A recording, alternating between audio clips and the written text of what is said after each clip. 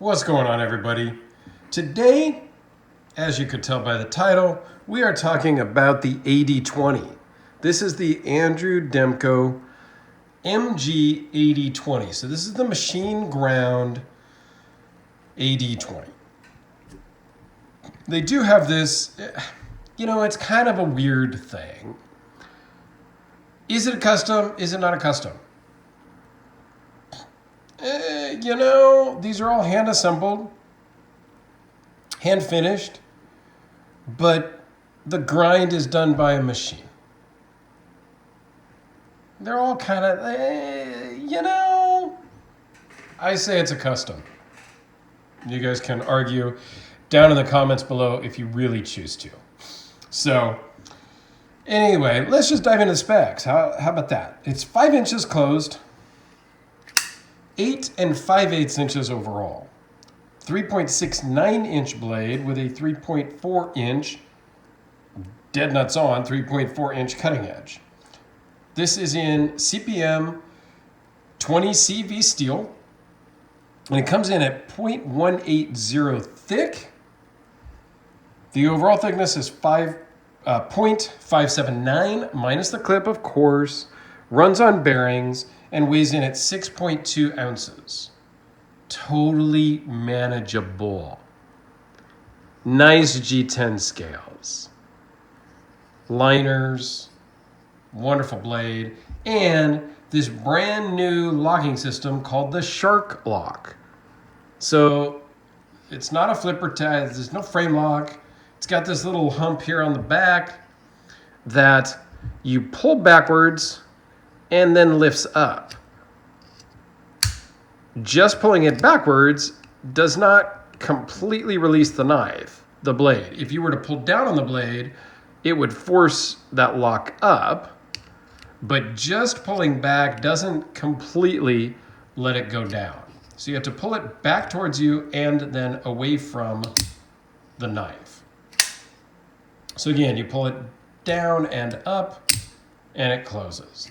It is super fidgetable, and it just works, and it closes every time. Does take just about 37 seconds to get used to. So it has a very nice stonewash blade with a cutout opening. I could go without the cutout. Nice thumb stud, logo on the pivot. This one is in orange G10. They have it in multiple different colors. There was even like a toxic green, which was kind of cool. Now the pocket clip is a little unique. It works fantastic in the pocket because the screws are offset and the screws are back from where your pocket goes, right? This one's a little bit in the way, but it just works. And then you have a lanyard hole, and whatever. I'm not a big lanyard guy, as everybody knows. And these are made in Waupun, Pennsylvania. Look at that. Again, super sterile blade. There's nothing on the blade. There's no blade steel. There's no nothing. Now I think they put the blade steel somewhere down here on the blade, I thought. Yep, right down inside of, I don't know if you can, there you go. I think you can see that, 20 CV. So that's pretty cool way to kind of hide it, but yet still have it on the blade. I think this is just a fantastic knife. Love the spacers. A little bit of liners just where it needs it for the lock.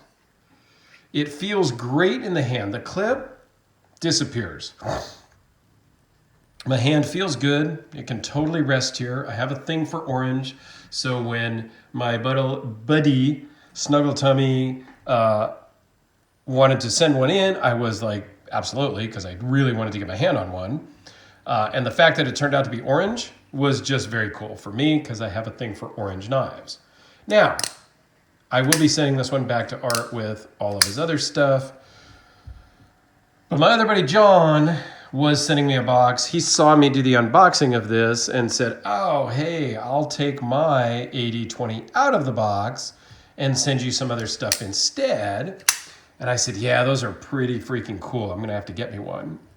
And he goes, or I could just leave this one in the box and you can pay me later. So I have not gotten the shipment from John yet, but I have a feeling that there is I believe his is OD Green, on its way to me that I will end up just keeping because it's a very cool knife. It's right up my alley size-wise. It is next to the Spyderco Delica. How about a new one for size comparison? The Spectre Holt, because, well, this just came in the mail on yesterday and I can't put it down. Because I've wanted one for so long. There's an unboxing video of that, and I will do a video of that here in the future. The Hellraiser P-Series from Red Horse Knife Works, about the same size. I don't know that I have anything that's really comparable out on the table. This Tucson is pretty close, almost the same exact length. I think the AD is just slightly thicker and beefier in the hand, but this is probably the closest one I have on the table. Again, totally two different knives and two completely different price points, okay? These aren't super cheap, but you get what you pay for, you know? Here's one that's kind of in the same price range also, the FIF 23.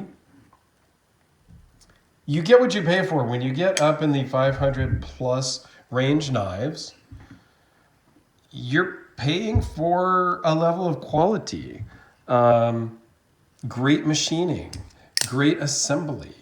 Now this has the thumb studs. I think you could probably finger flick it. Yeah, you could. With the fuller groove in there, or what? Yeah, I don't even know if that's it's not a fuller groove. The cutout, my finger was in the way. I am not a super great flicker.